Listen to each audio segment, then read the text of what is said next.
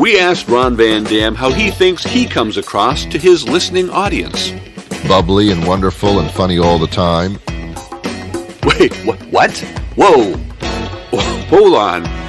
Have you listened to yourself recently? And by recently, I mean any time in the last 30 years of broadcasting? Because, wow.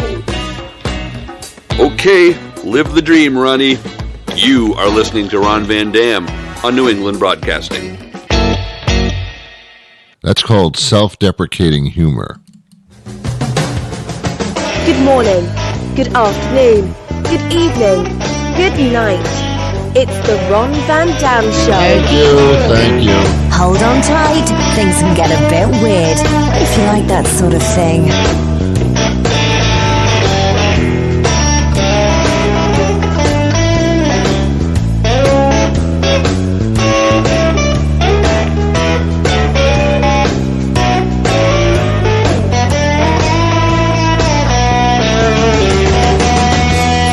Hey, welcome to the program. It is the Ron Van Dam Show. I can prove it. I have my birth certificate here. Sometimes I like to look at my birth certificate to, relive the old days. I look at how much I weighed when I was born and makes me feel good that I can lose that much weight if I want to. And, it's fun to look at your birth certificate. You should do it sometime. It's a good time. It's a trip down memory lane. Apparently, I was born in 2017. Wait a minute. Oh, this is the title to my car. I got the wrong paper.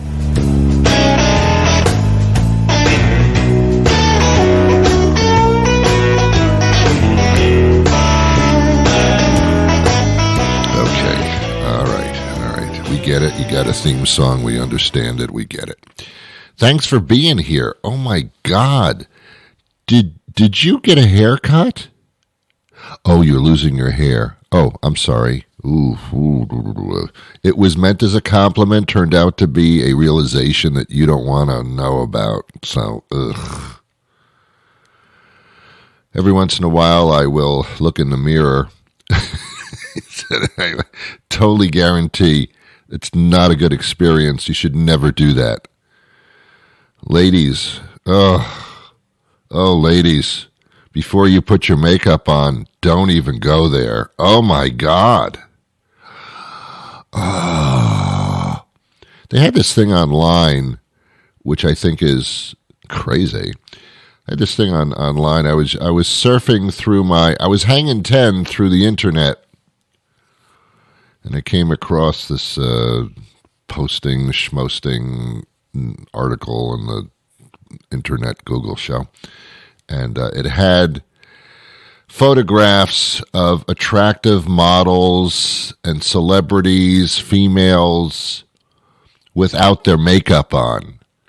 Wow. That was like, whoa. It was so refreshing. It was such a slap of reality. When I'm looking at a really beautiful woman, like a supermodel or something like that, I'm not looking at them. I'm looking at a artist's rendition using makeup as their painting tools. It was, wow. Do they really look that horrible? Well, they don't look horrible, but they don't look like we see them in magazines and on television. Nothing close to it. You know, it's, but for a man, that's a magical day because men don't put on makeup anymore. Men look the way that they look. They've been feeling bad about that for centuries now. And it's just refreshing to see that, well, you ladies, you know, you're kind of prettier than we are anyway, but you're not like what you portray yourselves to be. So the difference isn't that extreme, really. I didn't know this, but women get pimples and little skin things too. I did not know. I thought they didn't. I thought that was not allowed.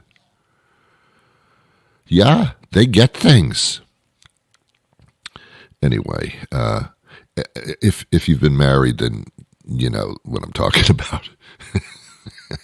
But the bottom line is, don't look in the mirror. Oh my God, there should be a warning sticker on the mirror itself. Something like, objects that appear in the mirror really are, that's the way you really look. If you have any type of depression condition, or you're suicidal, or you're just really depressed, don't look in the mirror. Oh my God, this has got to stop. The mirror points out every single blemish, oozing pus sore, every one of them. There isn't a time that I don't look in the mirror and say to myself, what the hell is that? Unless you look in the mirror, you don't know you have stuff. I always wondered, the mirror, the image that we see in the mirror, is this like our impression of what we think we look at? How many of you, raise your hand, just raise your hand, I don't give a shit why. Raise your hand if when you look in the mirror, you always thought you looked better than that. Everybody, right? Every once in a while, we'll look in the mirror and go, "Oh, I look pretty good." That doesn't happen a lot, unless a woman has just put her makeup on. But that doesn't happen a lot.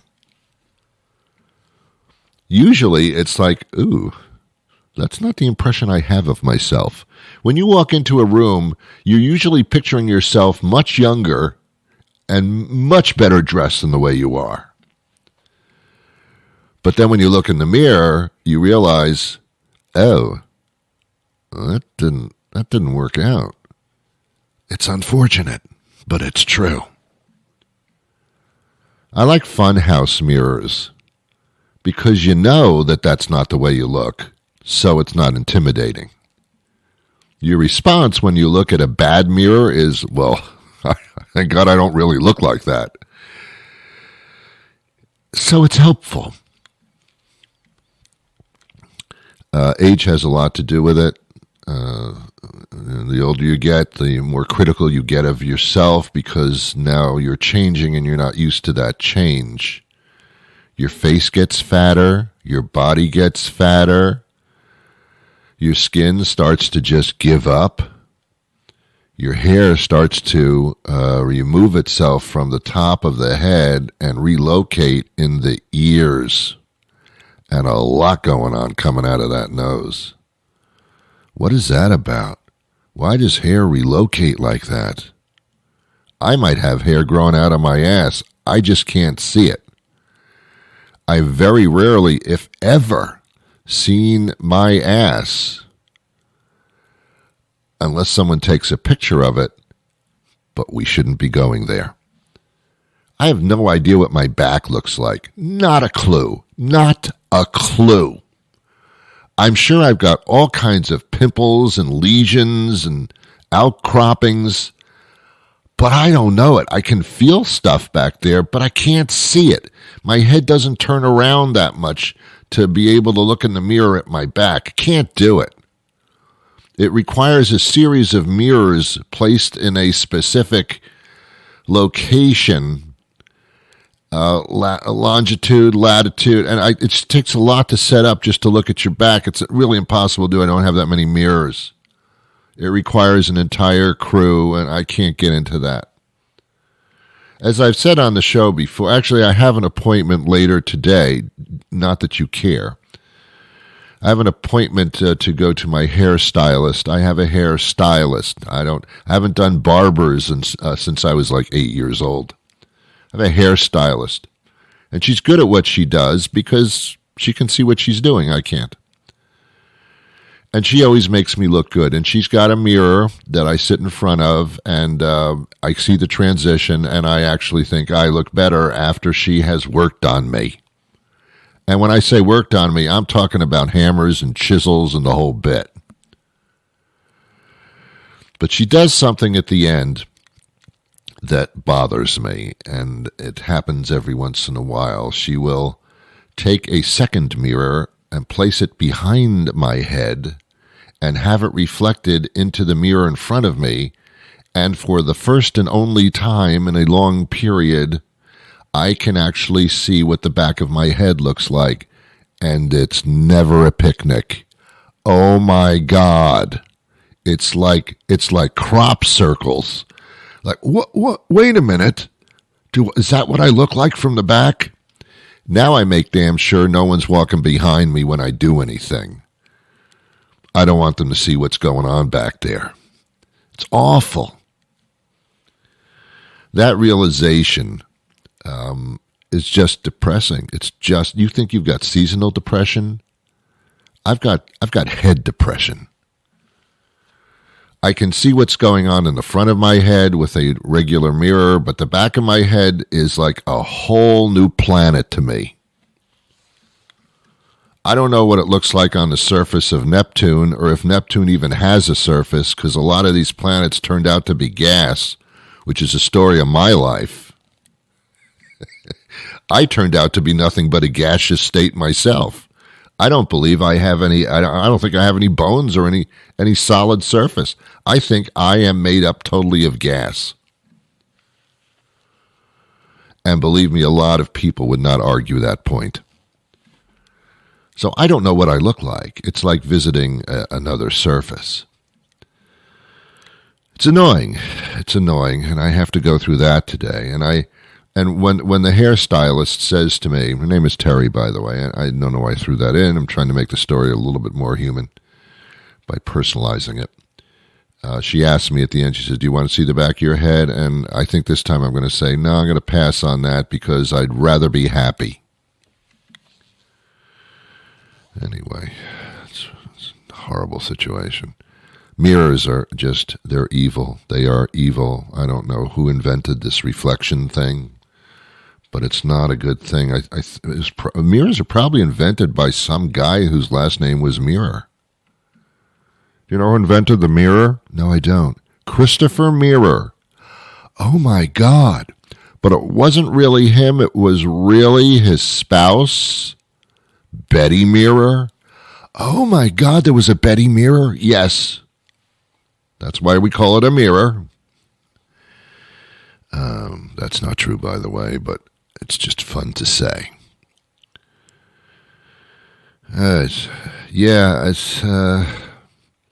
Getting older is weird. It's weird. And, when you say, oh, you're old or you're looking old to somebody, all you're doing is just foreshadowing you. I mean, we all grow old. I mean, even those supermodels, as I've just said toward the beginning of the program, if you were listening, even the supermodels don't look like that. They get older, too. They get injections into their face. They get Botox. They get Botox intravenously every other day. Is it good for them? Supposedly it gets rid of migraine headaches, so I guess it's not horrible. People that have had Botox, usually you can see that they've had Botox unless you put makeup over it, and then it's kind of, I guess that works. But otherwise, oh my God, Botox, ew. People look weird with the facelifts and the boob lifts, and the guys don't do any of that. If they could get a penis lift, they get that, but actually they wouldn't get it because the outcome would be great, but what you must go through painfully, playing down there with the groin area, no, you're not touching that. You're not touching that. I've got very sensitive things going on between my legs, and you're not going there. No, do not pack a picnic lunch. That is not an outing that I approve of. Look, I can't even see what my ass looks like, much less you going in some kind of a expedition down. No. Excuse me, no. Colonoscopy is about as far as you're going to get. And the only reason I allow that is because there are cameras, dashboard cameras. So, if something goes wrong, we can always check the tape. That can be used as evidence in your trial.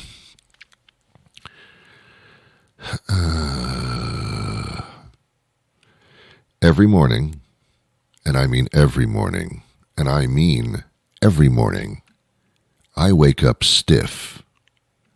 That can mean two different things. When I was younger, when I woke up stiff, you know what I'm saying? That was not bad. I had something to work with. You know what I'm saying? You know what I'm saying? You know what I'm saying? You know what I'm saying? But when I got older, I woke up stiff and had a whole different meaning. Because the part that was supposed to be stiff isn't stiff, but the back and the legs, they're stiff now. And I can't do much with that. When I get up in the morning, or shift my weight in bed just before I get up, I am stiff. I am stiff. And I don't know why. Probably because I didn't move too much during the night. I don't know what I do during the night because I'm sleeping. I at one point I thought I would set up a video camera, like a security camera kind of thing, and I would watch myself sleep and probably, but I don't want to do that because if I saw a tape of me sleeping, I probably would never sleep again. It would be not, psychologically, it would be quite damaging to see that. So don't do it. I could do it. I technologically could do it, but I couldn't do it because I don't want to see it. I don't want other people to see it. Hey, Ron, show me that video of you sleeping and what you look like during the night. No, can we just look at something else? How about a movie? No.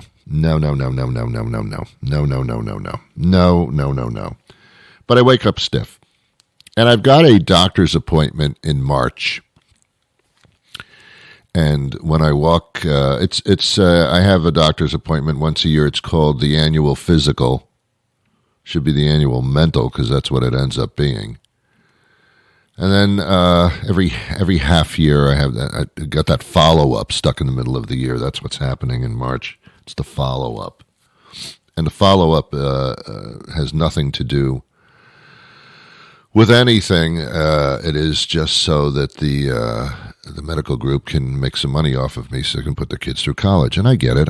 These are tough times. So the follow-up, the doctor walks in after I've been sitting in that little room for like 45 minutes, or what seems like 45 minutes. And she walks in. The first thing she says to me is, Ron, how are you? How are you feeling? And my response has always been, good, I'm good, I'm good, I'm good, I'm good, I'm good, I'm good, I'm good, I'm good, I'm good. Now, what do you want? This time, I might actually say to her when she says, Ron, how are you feeling? I might say, I'm starting to get very stiff in the morning. And I know what her response is going to be. She's going to say to me, well, that's part of getting older. Do you exercise? And embarrassingly, my response will be, what's that? I don't know what you're talking about. She'll say, Ron, we've been through this like year after year. You've got to keep your body in motion. And I ask her, like, why? What if there's nothing to do? She says, Ron, you've got to constantly move. Oh, God. That's a lot. That's a lot. But I do. I think the secret to a healthy body is eating properly with your mouth and moving around a lot. And I started to do that. Here's my little trick, because I watch a lot of television. I have all my life, but I've been doing it wrong. Just like I've been sleeping wrong. I didn't read the book. I didn't know how you sleep correctly. I never read that book. Here's what I do. I watch television, and but they're not movies. They're not movies. They're television shows. And as you know, in a television show, you get about maybe 4 or 5 minutes of television show, and then they go to a commercial break, which lasts about another 4 minutes. What I do is, every single time it goes to a commercial break, I don't sit there and watch the commercials. What's the point of that? I get up from the couch, and I walk around. I have an island in my kitchen, which is near the living room den area. I have an island. it's not Bermuda or anything like that. It's just a kitchen island. It's got a sink in it and a dishwasher and stuff. It's an island. So I get up and I walk around the island. And I say hello to the island people, the villagers. But point is, I walk around the house while the commercials are on, and I just walk in circles. And it probably, to another human being, looks a little bit psychopathic, but it's not. I'm getting my exercise every 5 or 6 minutes. I'm getting up and I'm doing exercise for 3 or 4 minutes. And that's how I'm structuring this. But I'll tell you, I've been doing this for months now, and it's nice, it's pleasant, but I'm still waking up stiff. And I think it's just, I think my doctor is going to say, hey, Ron, that's the way it is, my friend. That's just the way it is, my friend. And that's going to make me feel good? No. But it will, it's an answer. It's an answer. I don't know how much a doctor visit is anymore because I don't pay for it. My health insurance pays for it. I don't get the bill ever. So I have no idea what they're claiming, what they claim that they've done to me, or if they charged me for an exam that I didn't have. I have no way of knowing whatsoever. I have nothing to go on. Shouldn't there be a law or something that before the medical group bills the health insurance, shouldn't they let the patient go over the bill and say, hey, wait a minute, I didn't have a blood test. They're scamming you. I don't know. If I were paying the bill, I would have to see a complete breakdown of what they did to me, and then I'll pay the bill if indeed that matches up. It's like going through your credit card bill. I want to see each charge and make sure that I was not erroneously charged for something or there's no fraud involved. When I go to a restaurant, I want to see, or when I get a receipt from going to the supermarket, I want to see the items that I bought, the prices. And hey, wait a minute, I didn't buy a box of laundry detergent. Hey, wait a minute, this is wrong. This receipt is wrong. I don't have that opportunity when I go to the doctor at all. They charge the health insurance company anything they want. I assume that they're being honest because they're doctors, right? Who's more honest than a doctor, right? That's like saying, well, who could be more honest than a human being, right? No, Mr. Santos. Political joke. Mr. Santos, George Santos, lies about everything. How can he get away with that? I'll tell you why. He's a Republican. Republicans get away with lying all the time. Not that Democrats don't lie, but certainly there's no comparison. I'm trying to think of one good thing that a Republican did. Let's go over that list now. Well, there's a time they, How about when they, Well, I'm sure it's when they, Can't come up with anything. Anyway. This is the Friday weekend edition of the program, which means I'm not doing this again until Monday. So this is going to last you through the weekend. And usually when this happens, I like to throw in a little pop quiz, a little pop-up quiz like you had when you were in school. Remember that? You'd be sitting in the classroom and, just doodling or, writing love letters to the girl in the second row who probably won't ever speak to you anyway. Too much information?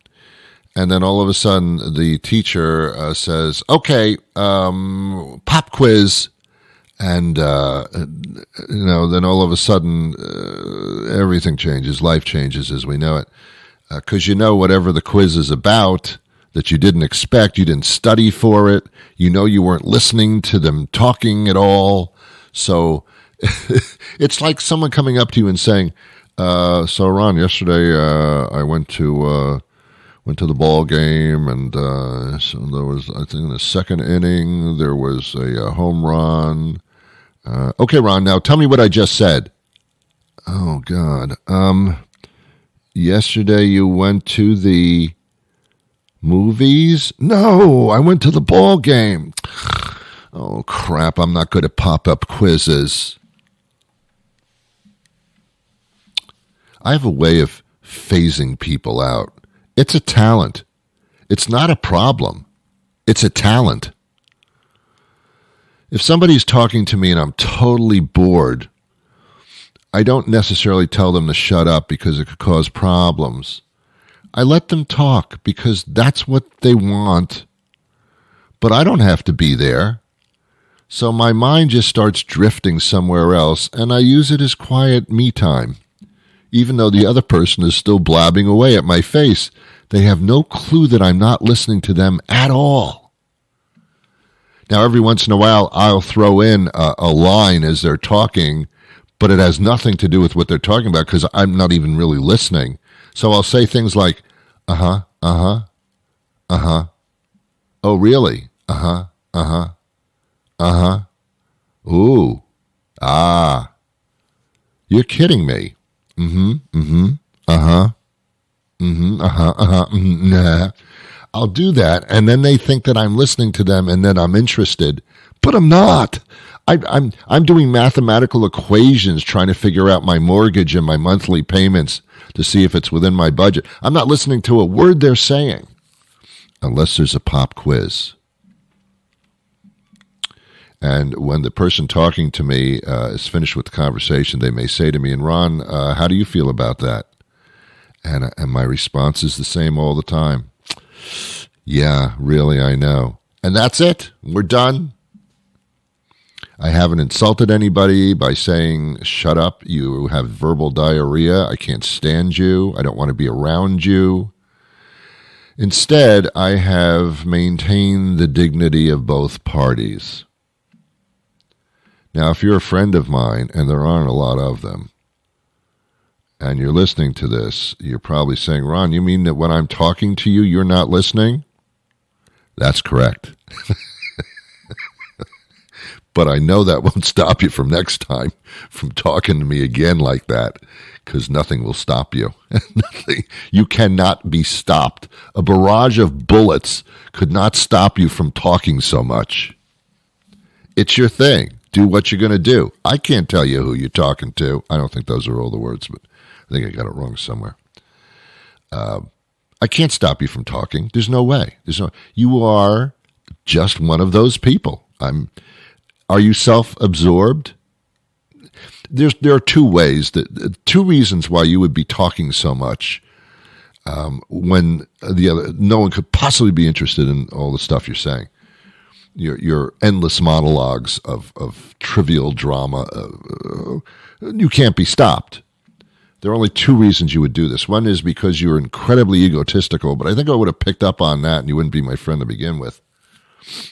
But I think the real reason is that you just love to hear yourself talk. It makes you feel worthy of something. Or you're uncomfortable with silence.